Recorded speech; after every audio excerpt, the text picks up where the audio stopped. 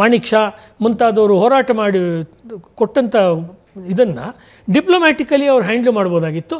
ಡಿಪ್ಲೊಮ್ಯಾಟಿಕ್ಗಿಂತಲೂ ಇವ್ರಿಗೆ ಎಲ್ಲರಿಗೂ ಭಾರತದಲ್ಲಿ ಅವತ್ತಿನ ಪ್ರಧಾನಮಂತ್ರಿಗಳಿಂದ ಹಿಡಿದು ಎಲ್ಲ ಕಾಲದವರೆಗೂ ಇರೋದೇನಂದರೆ ಇತಿಹಾಸದಲ್ಲಿ ಅತಿ ದೊಡ್ಡ ಮಿಲಿಟರಿ ಇದು. ಇವ್ರಿಗಿರೋದೇನೆಂದರೆ ನಾವು ಜಗತ್ತಿನ ಶಾಂತಿದೂತರು. ಈ ಇಂಡಿಯನ್ ಪೊಲಿಟಿಕ್ಸ್ಗೆ ಮತ್ತು ಇಂಡಿಯನ್ ಡಿಪ್ಲೊಮೆಸಿಗೆ ಇದುವರೆಗೂ ಇದ್ದಂಥ ಬಹಳ ದೊಡ್ಡ ಸಮಸ್ಯೆ ಅಂದರೆ ಜಗತ್ತಿನಲ್ಲಿ ನಾವು ಬುದ್ಧನ ಸಂದೇಶವನ್ನು, ಗಾಂಧೀಜಿಯ ಸಂದೇಶವನ್ನು ಕೊಡೋಕ್ಕೆ ನಾವು ಹುಟ್ಟಿದ್ದೀವಿ ಅಂತ. ಹಂಗಾಗಲ್ಲ ಇಂಟರ್ನ್ಯಾಷನಲ್ ಪೊಲಿಟಿಕ್ಸು. ಹಾಗಾಗಿದ್ದರೆ ಭಾರತದ ಪ್ರಧಾನಮಂತ್ರಿ ಇಂದಿರಾ ಗಾಂಧಿಯವ್ರ ಕಾಲದಲ್ಲೇ ನಾನು ಕೆಲಸ ಮಾಡಿದ್ದು ವಿಯೆಟ್ನಾಂನಲ್ಲಿ ಅಮೇರಿಕಾದವ್ರು ಬಾಂಬ್ ಮಳೆ ಎಷ್ಟು ವರ್ಷ ಕರೆದ್ರು. ಇವ್ರು ಹೋಗೊಂದು ಬಿಳಿ ಬಾವುಟ ಇಟ್ಕೊಂಡಿದ್ದರೆ ಶಾಂತಿ ತರೋಕ್ಕಾಗ್ತಿತ್ತು? ಆಗಲ್ಲ. ಅದು ಅಷ್ಟು ಸುಲಭವಾದ ವಿಷಯ ಅಲ್ಲ.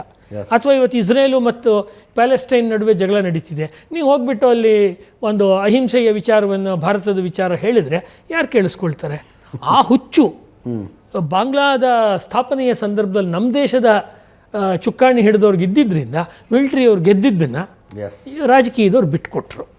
ಇಲ್ಲ ಅಂದಿದ್ರೆ ಅವತ್ತೇ ಒಂದು ಪಾಠವನ್ನು ಕಲಿಸಿದ್ದಿದ್ದರೆ ಪಾಕಿಸ್ತಾನಕ್ಕೆ, ಅದು ಈಗಿನ ವಿಷಯಕ್ಕೆ ಬಂದರೆ ಈಗ ಏನಾಗ್ತಾ ಇದೆ ಅಂದರೆ, ನಾವು ನಮ್ಮ ಮಿತ್ರ ದೇಶ ಅಂತ ಸೃಷ್ಟಿ ಮಾಡಿದ ಬಾಂಗ್ಲಾದೇಶ ಕಾಲಕ್ರಮೇಣ ತನ್ನ ಅದೇ ಮೂಲಭೂತವಾದಿ ಪ್ರತ್ಯೇಕತಾವಾದಿ ಮನೋಭಾವವನ್ನೇ ತೋರಿಸ್ತಾ ಇದೆ.